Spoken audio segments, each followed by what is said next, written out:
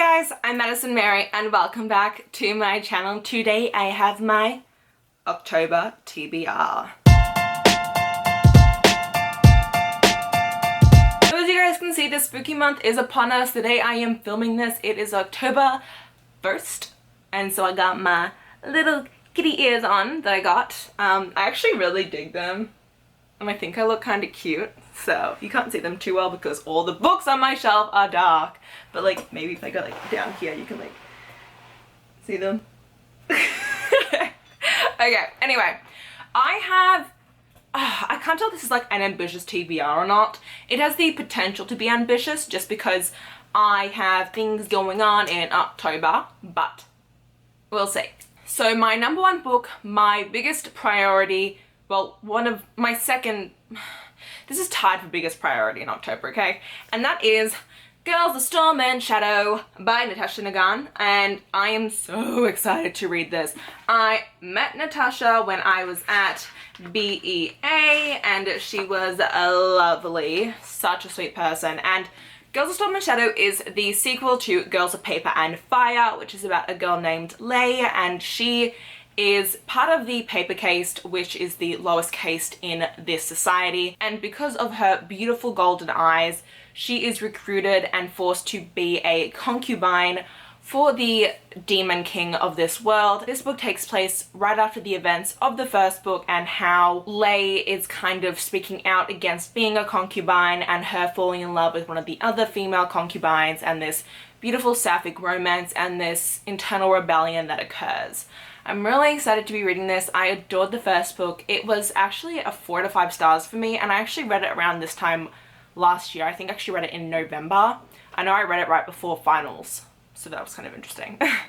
But I'm really excited to be getting to this. It is highly anticipated for me and I really want to get to it before it comes out. The next book I have to read was sent to me by the author, and that is Her Crown of Fire by Renee April. And she is actually an Australian author, which is like what really freaking made me super excited about this. So Her Crown of Fire is about a girl named Rose, and Rose is 17 and in her world it's a normal world. And then one day she can suddenly control fire and her dreams are starting to predict the future.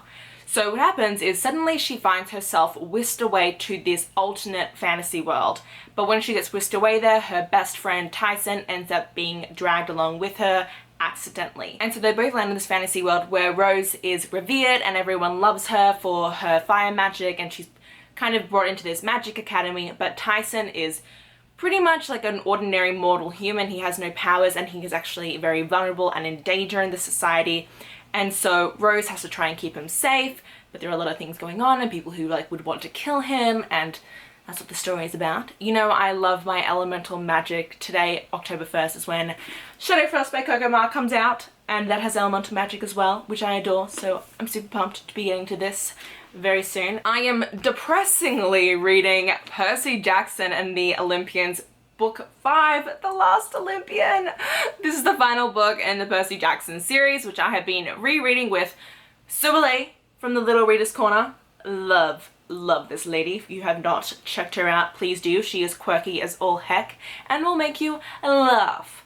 But if you guys don't know what the Percy Jackson series is about, it's basically about this camp where there are half-bloods, and these are kids who are the children of a god, a Greek god, and a mortal other parent, and they train. And what happens is we follow Percy Jackson, who is the son of Poseidon, and he is part of this big prophecy that is supposed to occur on his 16th birthday, which is what occurs in this final book.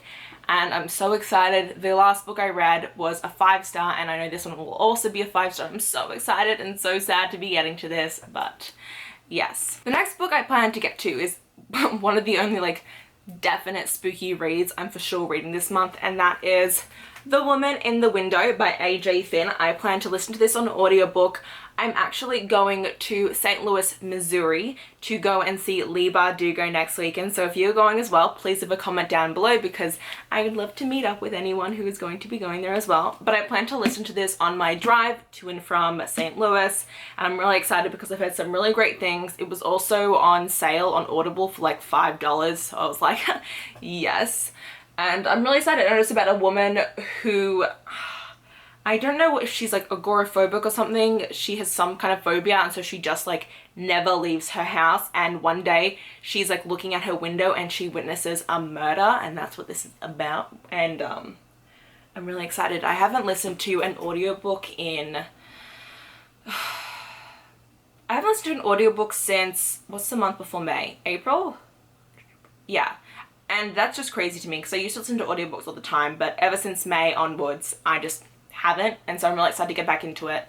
If I do end up getting back into a total audiobook mood, I'll probably pick back up There's Someone Inside Your House by Stephanie Perkins, because I did start this back in May. I got like an hour into it and then never finished it because I was studying for the MCATs.